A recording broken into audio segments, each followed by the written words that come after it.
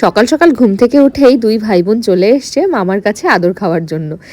আমাদের মিহিরানি কিন্তু একটু হিংসুটে আছে, ওই দেখো যেই পাপা এসে শুয়েছে ভাইয়ের কাছে সঙ্গে সঙ্গে সরিয়ে দিচ্ছে। যাই হোক, ওরা সবাই চলে গেল বাড়ি, ভাই কলেজ, মাও বাড়ি। আর আজকে সন্ধেবেলা আমাদের ছিল একটা বিয়ে বাড়ি। ভাই কলেজ থেকে ডাইরেক্ট এখানে এসেছিল, এখান থেকে এসে বাড়ি গিয়ে রেডি হয়েও আমাদের সঙ্গে ওখানে জয়েন করেছে। এখানে আমি মিহিরানিকেও রেডি করে দিয়েছি, আমিও একটুখানি রেডি হয়ে নিয়েছি।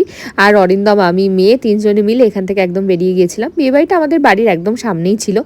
বাবার একদম ছোটোবেলার এক বন্ধু, তার ছেলের বৌভাত ছিল, তো সেখানেই গিয়েছিলাম। মানে যেতে যেতে প্রায় 10টা বেজে গেছিলো।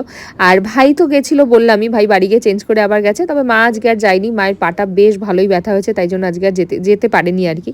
আর বিয়ে বাড়ি যাওয়ার জন্য মিহিরানি সকাল থেকে আনন্দে একদম লাফাচ্ছিল।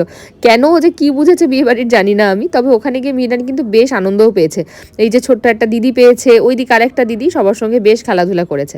আর বাড়িতে ফিরে এসে মিহিরানি পেয়ে গেছে তাতাইকে। অনেক দিন পর সুমন আসলো, সুমন বাড়ি গেছিল মাঝখানে, বেশ কিছুদিন আসেনি। আর তাতাইকে পেয়ে মিহিরানি কিন্তু বেশ খুশি হয়েছে।